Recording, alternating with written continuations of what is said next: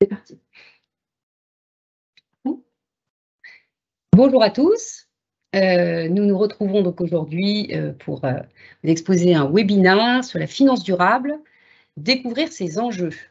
Nous sommes donc deux représentantes de Demos. Alors moi je suis donc Demos, Isabelle Di, business consultant. Je suis experte en fait dans le domaine bancaire et assurantiel sur toutes les thématiques réglementaires.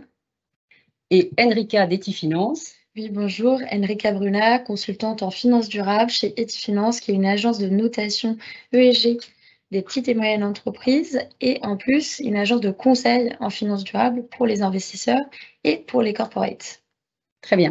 Voilà, donc nous avons conçu un partenariat, puisque bien évidemment Demos organisme de formation sur un certain nombre de thématiques, mais pour la finance durable, précisément, nous avons conçu un partenariat avec Etifinance.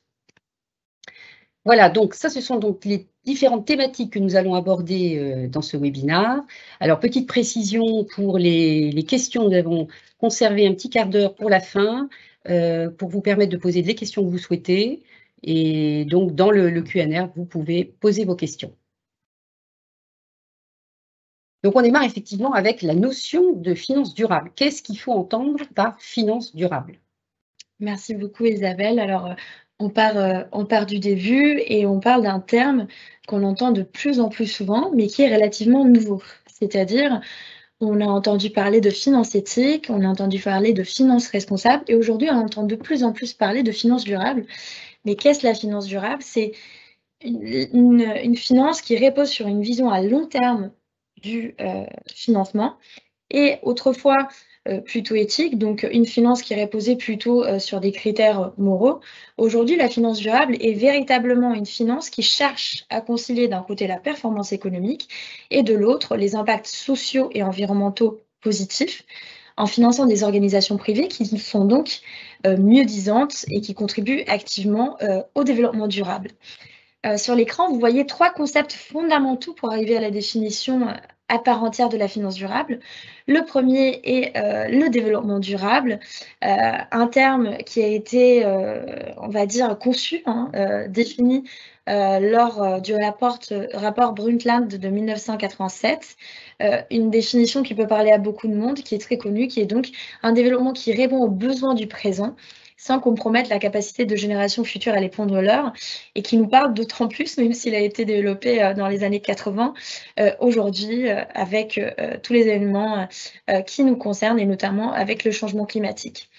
Ce concept, il a été conçu premièrement pour les structures publiques, donc tout ce qui était gouvernement et en général politique publique. Et c'est seulement à partir de la fin des années 90 qu'on commence à se dire oui, ce concept, il est prégnant, il est très important pour les organisations publiques, mais il faudrait l'appliquer aussi aux organisations privées. Et c'est là qu'on commence à se concentrer sur les entreprises et qu'on a un autre concept très important et dont on parle beaucoup aujourd'hui, qui est la responsabilité sociale des entreprises, qui est donc l'intégration de ces préoccupations sociales, environnementales et de gouvernance également, dans les activités, les interactions des entreprises avec les parties prenantes, que ce soit les parties prenantes internes, donc tout ce qui est collaborateurs, salariés, mais aussi les parties prenantes externes, donc tout ce qui est société et clients en général. La RSE donc devient très fondamentale dans les années 90 et surtout dans les années 2000. Et c'est seulement dans les années 2010, 2015 qu'on commence à se dire mais à quel but ces entreprises elles sont si attentives à ces critères si après le financement ne va pas avec. Donc on s'est dit les investisseurs aussi doivent prendre en compte ces critères ESG, donc environnementaux, sociaux et de gouvernance, dans leur gestion financière pour promouvoir les meilleures entreprises et celles qui contribuent de manière plus substantielle donc, au développement durable. Très bien.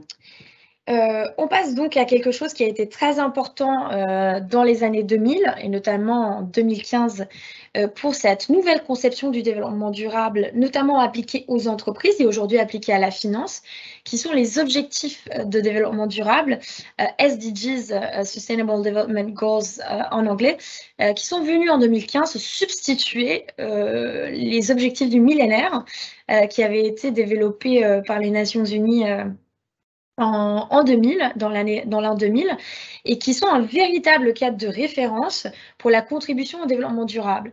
Ce sont 17 objectifs avec plus de 169 sous-objectifs, donc c'est quelque chose de très précis, qui ont été donc conçus d'un côté pour les organisations publiques et avec un côté très développement durable, surtout dans les investissements pour les organisations publiques dans les pays en voie de développement.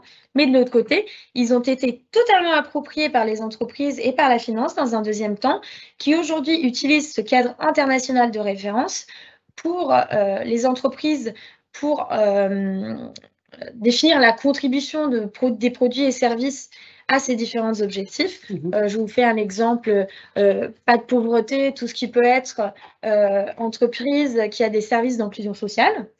On va voir vie aquatique, toute entreprise qui a des produits et services qui contribuent justement à la préservation de la vie aquatique, la préservation de la biodiversité, mais aussi du côté de la finance, de définir effectivement des portefeuilles d'investissement selon donc les participations et les entreprises qui sont dans ces portefeuilles en disant je vais contribuer, mon portefeuille va contribuer principalement par exemple à la bonne santé et bien-être parce que je suis investi principalement dans des biotechnologies innovantes, etc. etc. Très bien. Donc là, on passe un peu sur l'origine. Sur l'origine, sur le côté historique, comme je vous disais.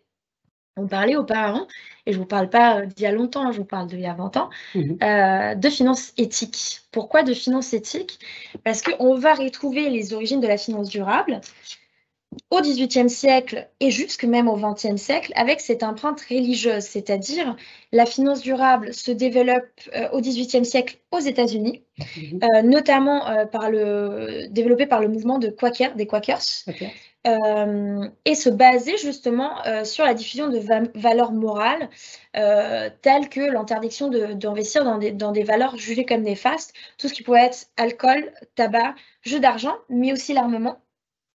Et on voit justement que cette exclusion de ces valeurs d'investissement était fondamentale dans cette première forme de finance éthique. Et c'est ainsi qu'on a un premier fonds qui est créé, le fonds Pioneer Fund, qui excluait justement le tabac, l'alcool et tout ce qui était armement. C'est seulement à partir des années 80, comme on l'a vu auparavant, qu'on commence à parler de développement durable, donc une conception qui se détache un peu plus de cette empreinte religieuse.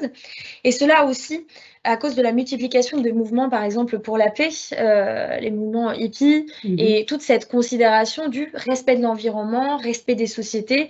Comment ça se met en place? Exactement, et respect de la paix. C'est à partir des années 2000 qu'on parle vraiment d'investissement de conviction, c'est-à-dire on a des petits fonds et des petites sociétés de gestion au début, après des grandes, qui sont des sociétés de gestion éthique. Je peux faire un exemple italien, je peux faire un exemple en France.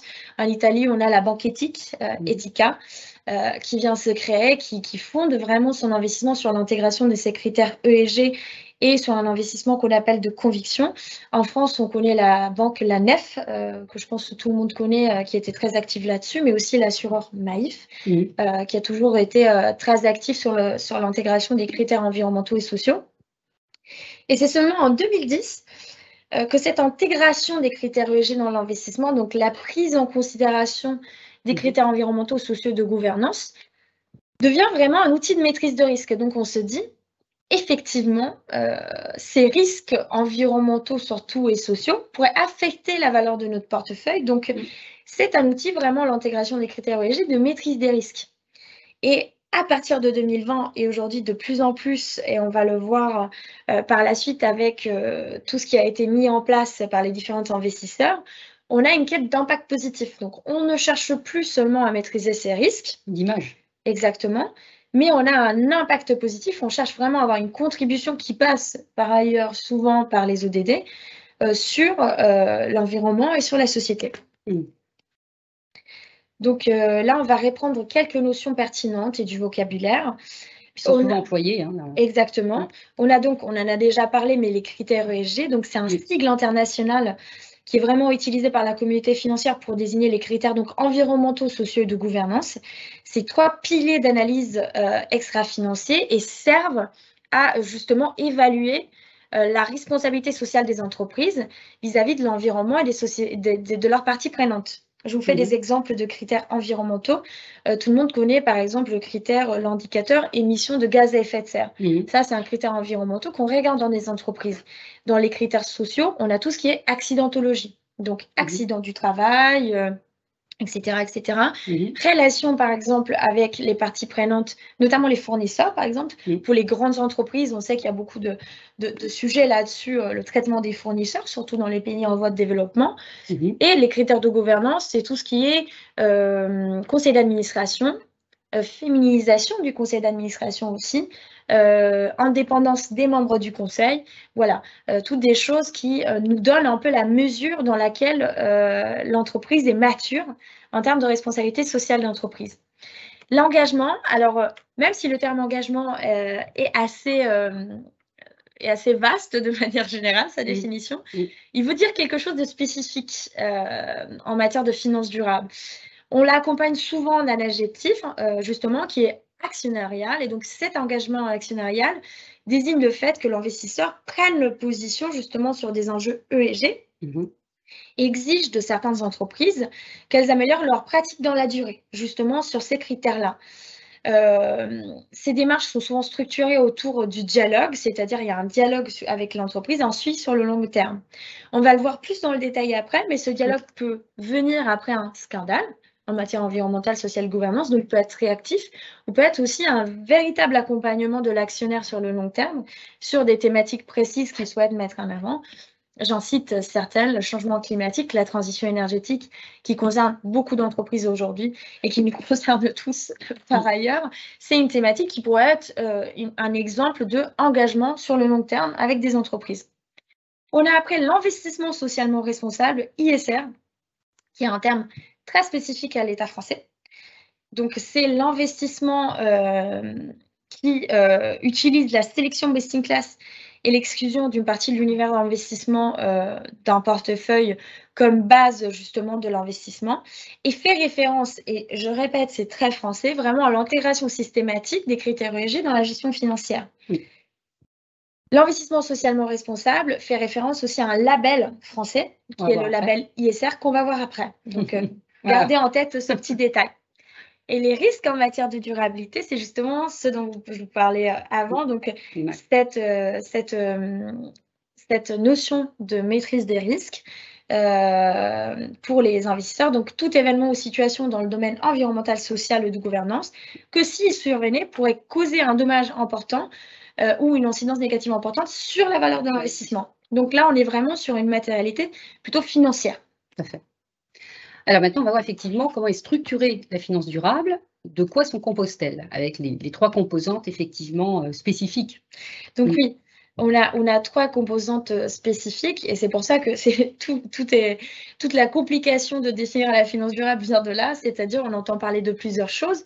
On entend parler de finance solidaire. La finance solidaire est quelque chose de très spécifique et c'est le fait de financer des projets à forte utilité sociale et qui ont une contribution à la lutte contre l'exclusion et à l'amélioration de la cohésion sociale. C'est quelque chose de très spécifique, l'investissement solidaire, parce qu'il a notamment souvent une composante de don.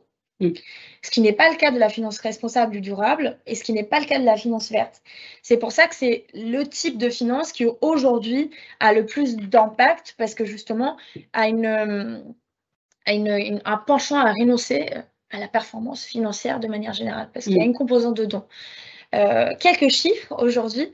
L'encours total d'investissement solidaire en France a augmenté de 33% en un an pour atteindre donc 20 milliards d'euros au 31 décembre 2020. Alors, c'est des chiffres qui peuvent paraître anciennes, mais avec tout ce qui s'est passé en matière de finances durables et solidaires et tous les changements qu'il y a eu dans cet univers, c'est les dernières qu'on a réussi à trouver, les dernières qui sont à disposition d'ailleurs publiquement.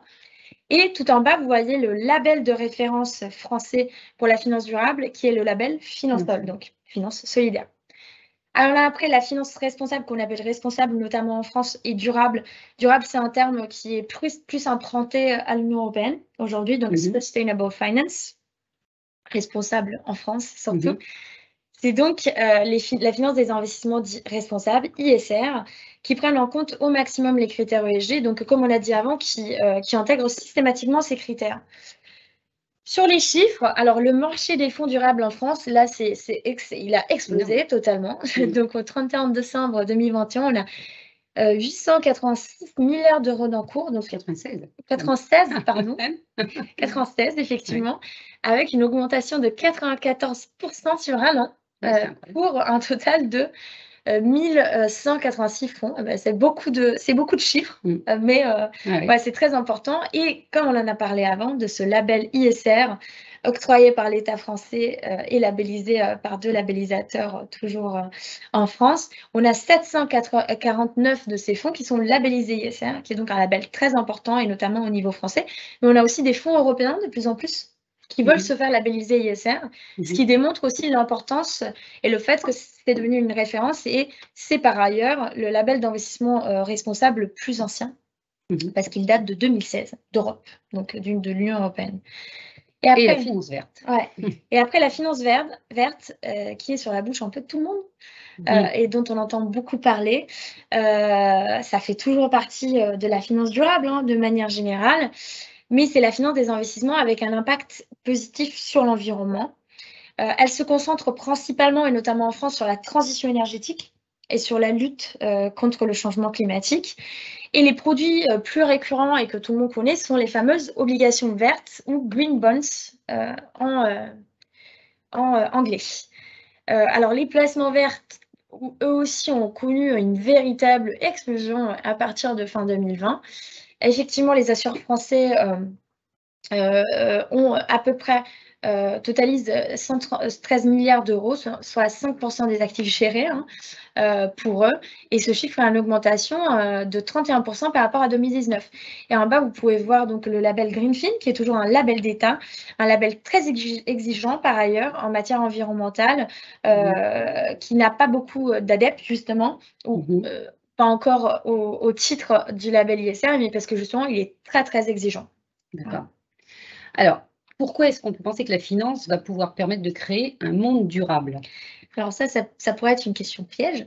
C'est vrai qu'il y a beaucoup de débats autour de la finance durable, mais pour autant, il faut toujours garder en tête que la finance a un rôle vraiment primordial dans le financement de l'économie. Et si la finance ne change pas, l'économie ne changera pas. Donc c'est pour ça que elle lie donc les collecteurs de capitaux, ceux qui ont besoin de financement, et c'est pour ça que le fait de verdir la finance et le fait de la rendre plus durable est essentiel pour la transition, en tout cas, vers un monde plus durable au niveau social et environnemental. En plus, cette conception de la finance durable, donc avec de la durabilité au sein des investissements, permet vraiment de financer avant tout, et donc de manière prioritaire, des entreprises qui ont un véritable impact positif pour la société, pour l'environnement sur le long terme. Et là, on voit à nouveau quelques chiffres. Les labels. Exactement. Et on a aussi ça qui est très important. Alors, il y a une réglementation qui est rentrée en vigueur en 2021 pour les acteurs financiers, la réglementation SFDR, Sustainable Finance Disclosure Regulation, qui est donc un règlement de l'Union européenne qui s'applique de la même manière dans tous les pays européens, qui a institué une classification des fonds au sein de l'Union européenne. Et donc, on a des fonds article 6 qui sont des fonds mainstream, c'est-à-dire qui n'intègrent pas les critères ESG. Des fonds article 8, c'est des fonds qui promeuvent des caractéristiques environnementales ou sociales, donc des fonds ESG. Et des fonds article 9 qui sont des fonds à impact. Et là, vous voyez un graphique qui vous montre à quel point ces fonds durables deviennent très importants aujourd'hui. Et à côté, vous voyez aussi, il y a 2319 labels ESG attribués en Europe. Ça vous montre à quel point voilà, cette bouscule, exactement, vers plus de durabilité devient fondamentale. Alors, pour les institutions financières, quelle stratégie prendre pour orienter leurs investissements vers des activités durables? Donc là, effectivement, c'est l'objectif, c'est de faire un peu une synthèse des différentes approches qu'on a vues déjà ensemble. Exactement. Alors, on a différentes approches. On a la première qui est la sélection ESG, qu'on va détailler après, qui consiste donc à sélectionner à partir de l'univers dans lequel on investit des émetteurs sur la base justement de critères environnementaux ou sociaux. On a l'exclusion donc dont on a parlé avant. Première pratique au sein de la finance éthique, donc le refus d'investir dans une entreprise sur des critères d'exclusion sectorielle. On va voir après des exemples, mais on a cité déjà le tabac, les armes, ou sur des critères d'exclusion normatifs, donc le non-respect de normes ou de conventions internationales ou nationales.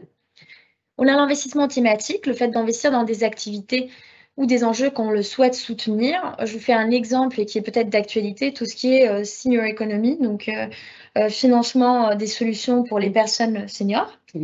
L'impact investing, qui est différent, mais c'est facile de le confondre parfois avec l'investissement thématique, c'est tout dans lequel on investit, on se fixe, on va dire, un objectif de durabilité à la base de notre investissement, donc contribuer par exemple à l'inclusion sociale, et on investit dans des entreprises ou dans des solutions qui contribuent à cet objectif qu'on s'est fixé, pour avoir un impact mesurable derrière.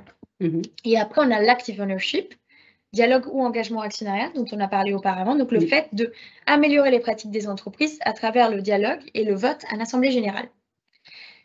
Là, on va passer peut-être sur une description plus affinée sur les exclusions qu'on a évoquées là, sur normatives et sectorielles. Exactement.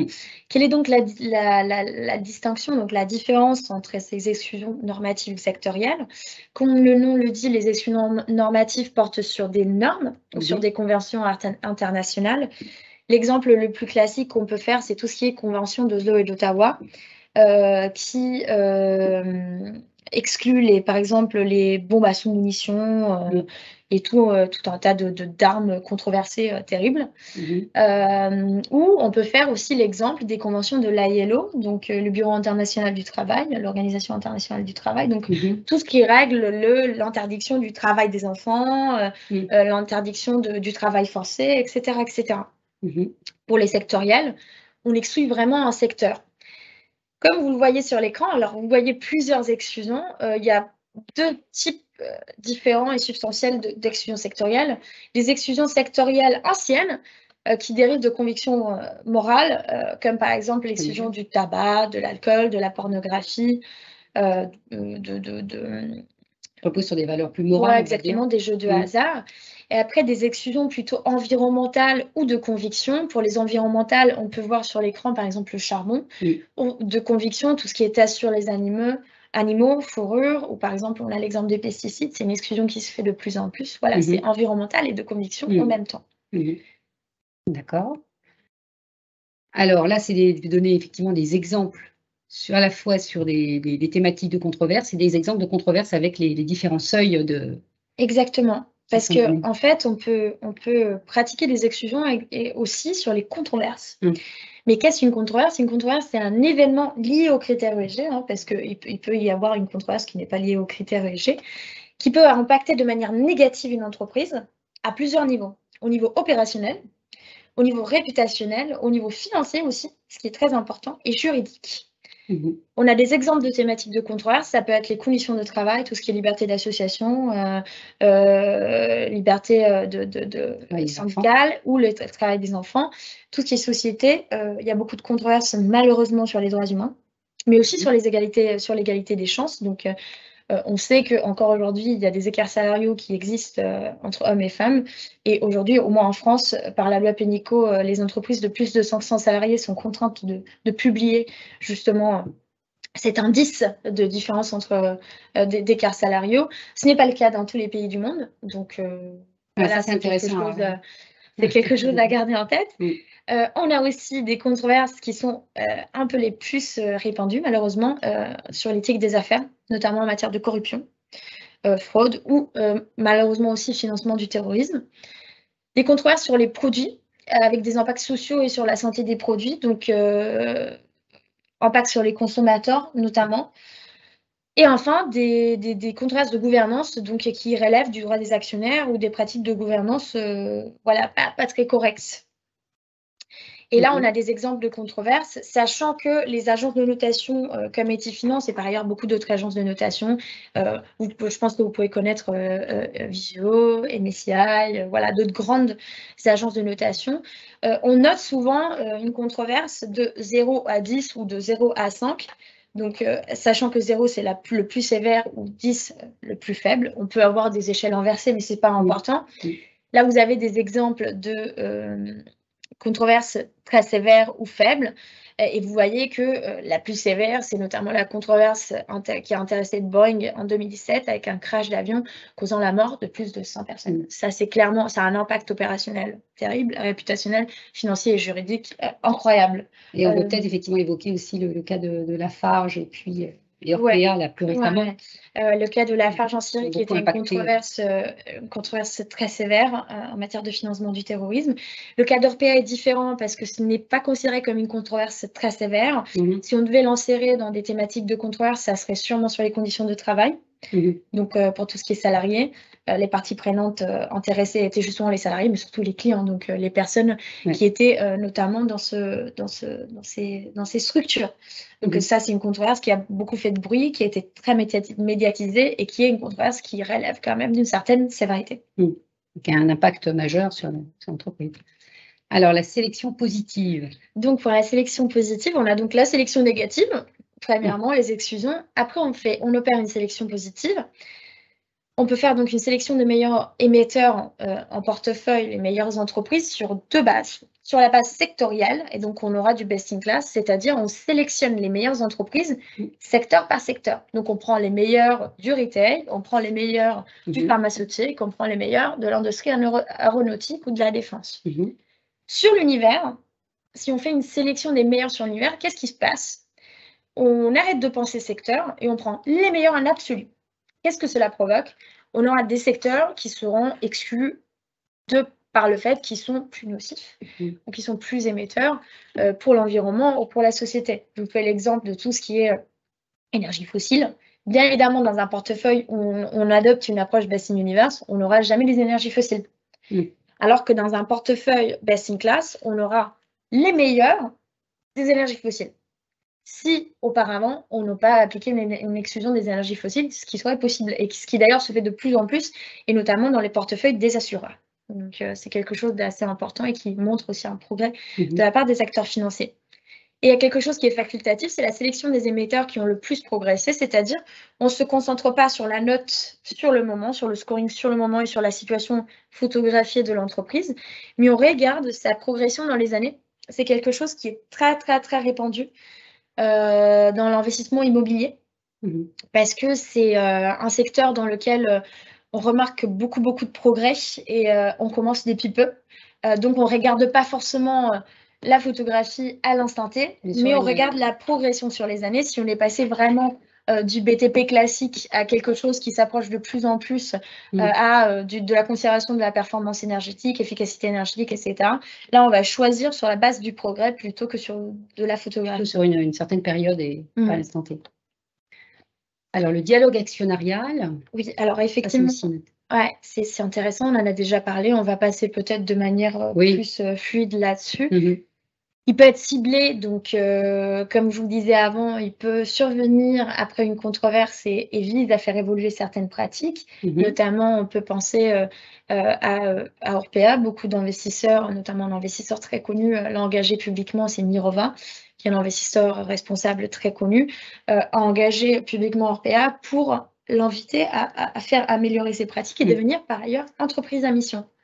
Ou ça peut être des rencontres régulières, c'est-à-dire on fait de l'engagement de long terme, régulier, sur des thématiques et on rencontre la direction des émetteurs, donc le management, pour les faire progresser. Ou ça peut être collaboratif, et ça c'est très important. Il y a de plus en plus d'initiatives, et notamment en matière climatique. Je peux citer Climate Action 100+, qui regroupe plusieurs investisseurs pour faire de l'engagement sur des grands acteurs, par exemple des énergies fossiles, opérant dans les énergies fossiles, pour les faire progresser et pour les engager dans la transition énergétique. Ou ça peut passer également par l'exercice des droits actionnariaux, donc par le vote, effectivement, à l'Assemblée générale. Alors, les stratégies prendre pour orienter les investissements vers des activités durables.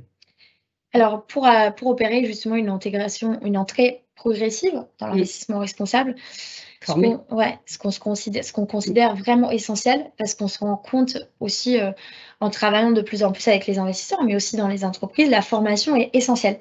C'est-à-dire, c'est des enjeux qui peuvent paraître faciles, ils ne le sont pas. ils sont très complexes et ils deviennent de plus en plus importants et ils doivent être intégrés à toutes les échelles, que ce soit pour les entreprises, que ce soit pour les investisseurs, à toutes les échelles de l'entreprise. Donc, pour l'entreprise, bien évidemment, face à ses parties prenantes, avec les salariés, dans la gestion au jour le jour de l'entreprise, mais pour les investisseurs aussi. Donc, pour les banques et les investisseurs aussi au sein de l'entreprise, mais dans l'investissement aussi, pour que ça soit vraiment des stratégies qui deviennent de plus en plus importantes pour tout le monde. Et la formation et la sensibilisation des dirigeants avant tout et des employés est fondamentale par rapport à ça. Quand on parle de petits gestes, bah oui, c'est des petits gestes, mais c'est des choses très importantes. Donc, la formation est essentielle. L'engagement actionnarial aussi, dont on a parlé.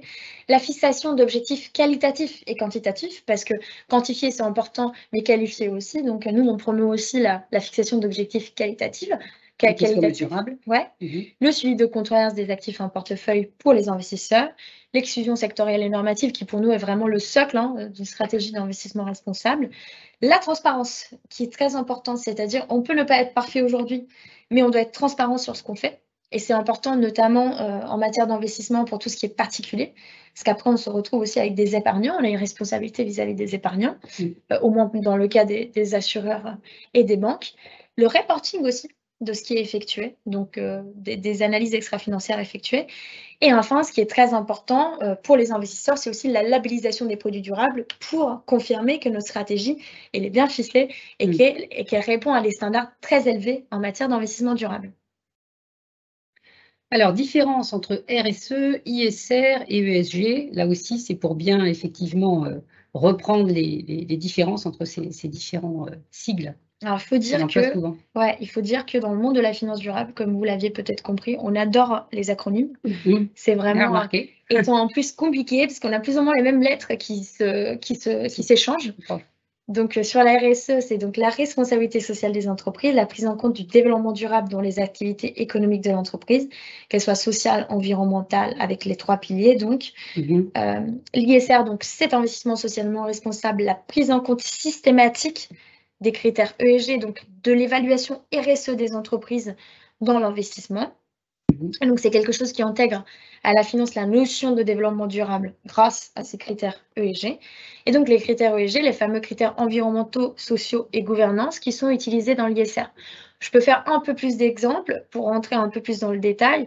Sur l'environnement, nous aurions tout ce qui est émissions, énergie, donc utilisation de l'énergie renouvelable, déchets, tri des déchets, le sol, l'utilisation des sols, l'utilisation des ressources en général, de l'eau aussi, c'est très important. Pour tout ce qui est social, on aura, donc, comme je vous disais, traitement des salariés, conditions de travail, mais aussi quelque chose de très important, développement des compétences, formation, qui est essentielle pour les salariés, et aussi bien-être au travail, qui devient de plus en plus important, notamment après le Covid. Je vais pas vous mentir, on a vu émerger beaucoup de critères sur le bien-être au travail, sur l'équilibre travail-vie privée, sur tous les équilibres qui peuvent être créés par le télétravail, par ailleurs, par le travail à distance. Donc, c'est des sujets très, très importants au niveau social. Mais on a aussi la partie fournisseurs, donc traitement des fournisseurs, délai de paiement. Ça peut paraître bête, mais c'est très important parce que, voilà, c'est des gens qui vivent aussi grâce à certaines grandes entreprises. Et enfin, gouvernance, donc tout ce qui est relatif à la gouvernance. Et je ne l'ai pas cité auparavant, j'ai parlé de la gouvernance interne, mais tout ce qui est éthique des affaires et prévention vis-à-vis de la corruption, lutte contre la corruption et le blanchiment d'argent. Alors, les 3 tendances principales du marché de la finance durable. Alors là, c'est pour faire justement une petite conclusion. Il y a 3 tendances principales qui se dégagent aujourd'hui. On est vraiment je ne dirais pas que la finance durable a encore atteint sa maturité. Il y a encore beaucoup de choses à faire, et notamment en matière de finance verte. Mais on voit 3 choses qui deviennent de plus en plus pointues, qui se dégagent, ces 3 tendances. Plus de transparence menée par la réglementation, donc par la Sustainable Finance Disclosure Regulation dont je parlais avant. Mais un autre pilier très important de la réglementation européenne dont on n'a pas parlé avant, c'est justement la taxonomie verte, donc cette classification des activités durables qui est au cœur de la stratégie de finance durable de l'Union européenne. Pourquoi elles viennent, ces réglementations? Pour que les investisseurs soient plus transparents, pour qu'ils aient des vraies obligations à côté des obligations qui sont imposée aux entreprises concernant la prise en compte ou non de ces critères ESG dans leurs pratiques et leurs décisions d'investissement. Et cette transparence, elle est importante d'un côté pour les investisseurs eux-mêmes, pour les entreprises qui font des efforts, notamment, et qui évoluent dans ce sens, mais aussi pour les particuliers. Et donc, pour tout ce qui est épargnant, qui a le droit de savoir aussi qu'est-ce qu'il y a dans un produit d'investissement ou pas. La double matérialité, ça c'est un concept tout européen qui est justement l'aboutissement des conceptions qui sont passées une après l'autre de la finance durable. On a donc la matérialité financière, l'impact du réchauffement climatique donc sur l'entreprise et sur la valeur financière, mais ça peut être le réchauffement climatique, ça peut être des risques sociaux, ça peut être des changements de société qui concernent les critères ESG. Donc on a ce côté maîtrise de risque, matérialité financière, mais aujourd'hui l'Union européenne et en général les investisseurs doivent et veulent, l'Union européenne veut et les investisseurs devraient mettre en avant aussi cette matérialité durable. Donc, mais quel est l'impact de l'entreprise dans laquelle j'investis sur le réchauffement climatique, sur la biodiversité, sur tout un tas d'objectifs qui font partie aussi de la taxonomie verte. C'est-à-dire, bien évidemment, si mon entreprise elle est dans une zone sismique et demain, à cause du réchauffement climatique et des événements du changement climatique, etc., cette zone sismique, elle a de plus en plus d'événements sismiques, mon entreprise s'écroule, ou on a je ne sais pas comment dire, la montée du niveau des eaux. Si je suis dans une zone où l'eau, elle fait que monter, mon entreprise, elle ne marche plus. Donc, bien évidemment, mon entreprise va fermer et moi, investisseur, je ne vais plus avoir cette valeur en portefeuille, ma valeur va chuter. Mais en même temps, mon entreprise, elle est très performante, mais pour autant, elle rejette dans l'eau des substances nocives avec un effet catastrophique sur la biodiversité qui pourrait causer par ailleurs des problèmes de santé pour les riverains. Ça aussi, il faut le tenir en compte. Il faut d'un côté regarder les impacts négatifs que ces entreprises peuvent avoir et chercher à contribuer à créer des impacts positifs, au contraire. Donc voilà quel est ce concept qui émerge et qui est de plus en plus important. Et enfin, on a l'élargissement de la définition de l'impact. Impact qui a été une notion floue à sa naissance pour la finance durable et qui aujourd'hui est définie par des organismes de place, notamment Finance for Tomorrow, qui est un groupe de place très important qui réfléchit sur la finance durable, avec 3 piliers fondamentaux. Donc l'intentionnalité, l'objectif réel de contribuer à générer du bénéfice social ou environnemental qui soit mesurable par ailleurs. L'additionnalité, donc, quelle est la contribution de l'investisseur qui permet au projet financier d'accroître son impact net positif? On va faire un exemple. Je prends un objectif de création d'emploi. Si j'investis dans une entreprise en bonne santé économique, elle va forcément créer de l'emploi. Mais quelle est mon additionnalité dans cet investissement? Pas aucune, mais je suis un investisseur comme les autres. Comment je peux apporter mon additionnalité à ce projet? Je peux financer cette entreprise à condition qu'elle embauche des jeunes, par exemple, ou des seniors, ou qu'elle forme de manière importante ses salariés, qu'elle permette à certains des salariés de se reconvertir ou de changer de domaine de compétences. Voilà, c'est ça qu'on cherche quand on a de l'additionnalité, on veut faire de l'impact. Et enfin, la mesure d'impact, donc évaluer les externalités sociales et environnementales positives suite aux objectifs fixés, mais aussi négatives. Et c'est quelque chose qui est de plus en plus important. On peut mesurer le positif, mais on doit se rendre compte qu'il y a aussi des externalités négatives et les mesurer pour les réduire. Parfait. Écoute, on arrive aux questions. Donc, je ne sais pas si effectivement il y a des questions. Alors, il y en a peut-être une que j'ai notée sur savoir quelle est la position de l'État français par rapport à la finance durable. Alors oui, l'État français est très engagé depuis quelques années dans la promotion de la finance durable. On va dire qu'au niveau de l'Union européenne, il a vraiment été pionnier dans la réglementation notamment et dans la promotion de tout un tas d'initiatives. Dans la réglementation, premièrement, avec une adoption de la directive européenne sur la déclaration de performance extra-financière très rapide par rapport à d'autres pays européens. Après, avec la création d'une première loi, d'un premier article, l'article 173 de la loi pour la transition énergétique et écologique, qui imposait aux acteurs financiers de publier, d'être transparents sur leur démarche ESG. Cet article a récemment été modifié, devenant l'article 29, qui devient obligatoire pour de plus en plus d'acteurs. Il est dans la loi énergie-climat. Et quelle est la grande particularité de la France par rapport à l'Union européenne? C'est qu'elle essaye d'aller toujours en avant, et se concentre notamment depuis quelques années sur la préservation de la biodiversité, ce qui engendrait aussi au niveau de la place, au niveau des acteurs financiers, beaucoup de réflexions là-dessus, qui sont partis, qui ont été, on va dire, menés au début par CDC Biodiversité et qui ont été repris par beaucoup d'acteurs de la place, ce qui fait qu'on est très avant-garde sur ce type de réflexion aujourd'hui en France. Voilà. D'accord. Et sinon, poser la question aussi des limites. Est-ce qu'il y a certaines limites à la notion du best in class?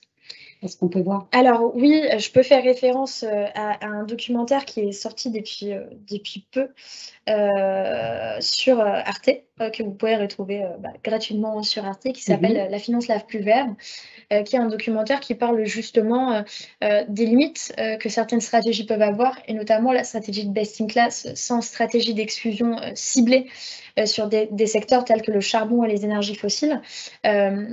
Peuvent provoquer la surprise de certains épargnants quand on retrouve dans certains portefeuilles d'investissement responsable des entreprises qui opèrent dans les énergies fossiles ou dans d'autres secteurs.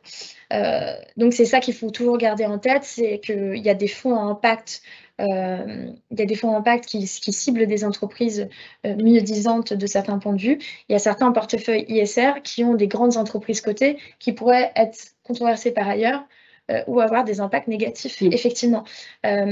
Justement, l'investissement responsable n'est pas l'aboutissement de ce type de réflexion, et une étape. Voilà.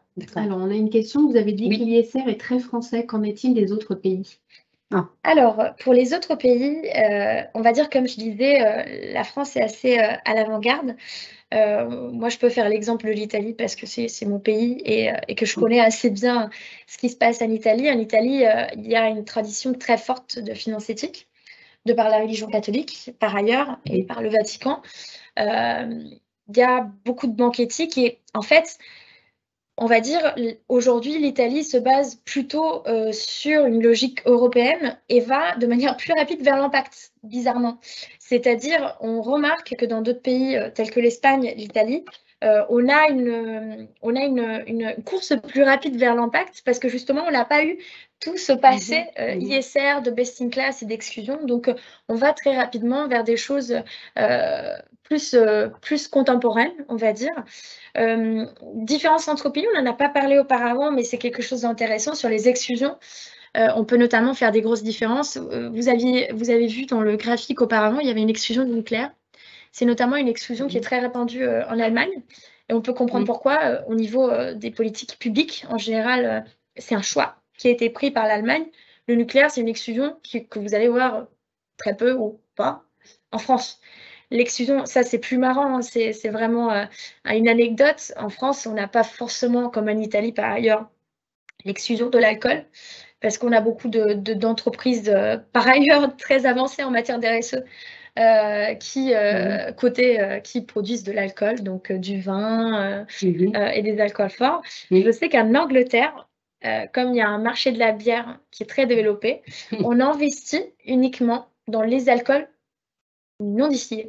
Donc ça, c'est plutôt une anecdote, mais voilà, chaque pays a ses différences, mais ses spécificités, mais c'est vrai que cette prise en compte du best in class qui a été un peu, on va dire, sacralisée, entre guillemets, par le label ISR, est très français. Dans les autres pays, on a des labels plus ESG, plus souples, mais qui promeuvent plus l'exclusion, par exemple, ce qui n'est pas trop le cas en France. En France, on est plutôt sur du best in class, sur de la sélection positive. Dans d'autres pays, notamment en Allemagne et en Belgique, avec le label Towards Sustainability, qui est un peu l'équivalent du label ISR, mais en Belgique, on est plus sur de l'exclusion. Et on est plus axé aussi changement climatique, mais plutôt transition énergétique que biodiversité ou préservation des écosystèmes. Très bien. S'il y a d'autres questions, pour poursuivre, alors justement pour aller plus loin, on vous propose effectivement une formation qu'on a donc conçue ensemble, qui reprend effectivement le marché de la finance durable, les différentes approches de l'ISR, stratégies et pratiques les plus répandues, et puis un cas pratique. Voilà, donc comme on l'a indiqué, effectivement, cette formation s'adresse aussi bien aux investisseurs, gérants, analystes, aux professionnels de la finance, aux entreprises. Donc voilà, si vous êtes intéressé, n'hésitez pas effectivement à vous inscrire sur notre site. Vous recevrez d'ailleurs toutes les modalités à l'issue de ce webinaire. Donc, je vois que nous ne sommes pas en retard. Question, il y a une petite question. Oui, parce que je vois qu'il est moins le quart. Nous sommes même un peu en avance. Alors, que penser des néobanques comme GreenGot qui financent la transition écologique? Peut-on leur faire confiance malgré leur peu d'ancienneté? Alors, ça, c'est une question à laquelle je vais répondre plutôt à titre personnel. Plutôt à titre personnel qu'à titre d'ETI Finance, parce que ce pas des questions qu'on traite forcément en interne. Moi, je me suis intéressée notamment à GreenGot parce qu'ils sont de plus en plus présents sur la place et qui font aussi beaucoup de recherches. Ils font beaucoup d'activisme aussi, si on peut l'appeler comme ça, c'est-à-dire ils sont très actifs à côté d'autres associations et d'autres structures comme Reclaim Finance qui fait un très bon travail là-dessus. En fléchant aussi quels sont les investissements nocifs dans les banques, des banques qui investissent encore massivement dans les énergies fossiles, par exemple. Moi, j'aimerais vous dire que oui, il faudrait leur faire confiance. Parce que si on leur fait pas confiance, on leur donnera jamais la chance de faire leur travail. Et je pense que c'est des très bonnes idées et que c'est voilà qu'il faut changer. Il faut commencer par quelque part. Et le fait de changer de banque, c'est déjà un bon signe. Voilà. Voilà, je ne sais pas s'il y a encore éventuellement d'autres questions. On a encore un petit peu de temps, mais voilà, je pense qu'on a bien fait le tour, mais voilà, on peut aller plus loin, comme on l'a indiqué. Donc, écoutez, il nous reste à vous remercier pour votre participation. On a donc indiqué les coordonnées de chacune pour pouvoir nous contacter. Si vous avez des questions, des curiosités, n'hésitez pas justement à nous contacter précisément et on espère vous voir à la formation. Tout à fait, la formation qu'on organise. Merci à vous tous et bien bonne fin de journée. Merci à tous, bonne journée.